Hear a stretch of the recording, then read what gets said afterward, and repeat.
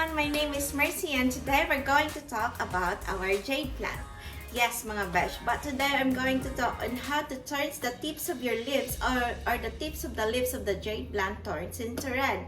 Yes, I will teach you some tricks and tips on how to stress your jade plant to make their leaves turns to red and make it beautiful.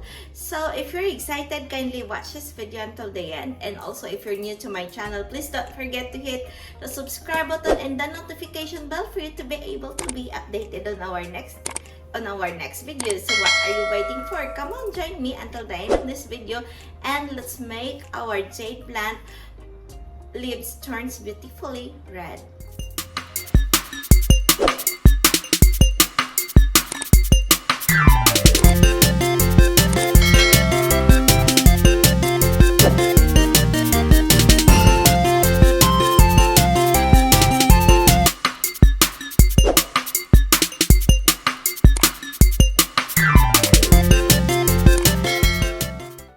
Get a red tips on your jade plant or your Crassula ovata.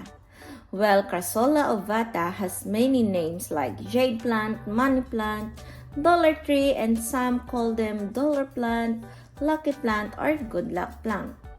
This plant is easy to grow and very forgiving. But in this video, I will discuss on how to make your Crassula ovata tips become red.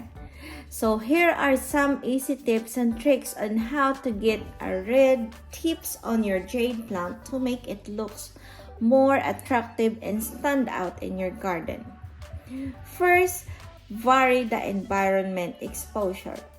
Stressing a jade plant makes it colorful. To do this, place your jade plant in a slightly shaded spot for 1 or 2 weeks and water it less than usual.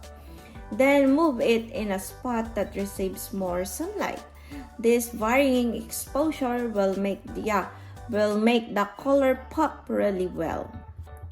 Second, give it more sun. So being succulent, the plant thrives best when you keep it in a plenty of sunlight or 4 to 5 hours per day at least. But the more the better for the beautiful red tip of your jade plant. If you're growing it in a shady spot outdoors or indoors, it will result in a green leaves. So find the brightest spot in your garden or indoor or in a windowsill and your plant will start blushing after a week of exposure.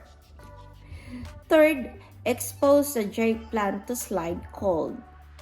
Expose it in a lower temperature, 8 to 10 Celsius, for some time or 4 to 5 hours each day to make the color saturate at the tips, but make sure that the plant is not exposed to the temperature below 40 Fahrenheit or 5 degrees Celsius for a longer duration of time because it will harm your plant as well.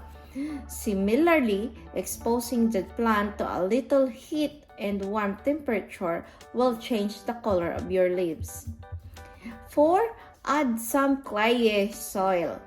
While it needs a well-draining soil potting mix to grow best like other succulent, but mixing a bit of clayey soil in your potting mix will help in turning this plant more colorful because you are stressing your plant. 5. Do not water frequently.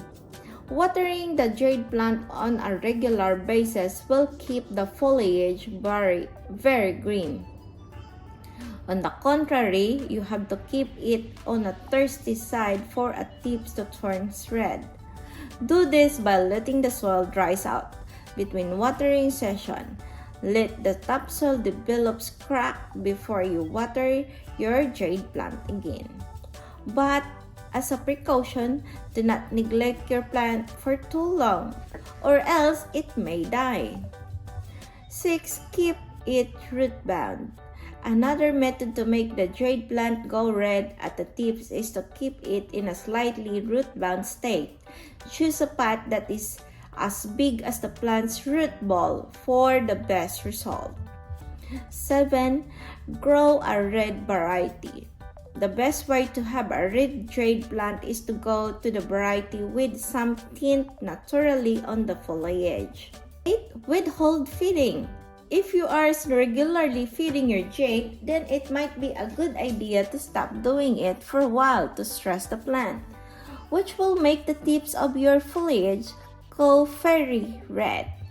To summarize all of the tips and tricks of making your Crassula ovata leaves tips become red is to stress the plant. The more you stress the plant, the more the leaves become red. But be cautious and keep on checking your plant as well, as stressing the plant will kill it. So be very cautious doing it to keep the plant alive. So that's it for now. I hope you learned something about our topics today, and if you will find this information helpful, kindly share this with your friends. And if you're new to my channel, please don't forget to hit the subscribe button and also the notification bell for you to be able to be updated on our next video. Bye bye for now. I hope to see you next time. Bye, Bashes.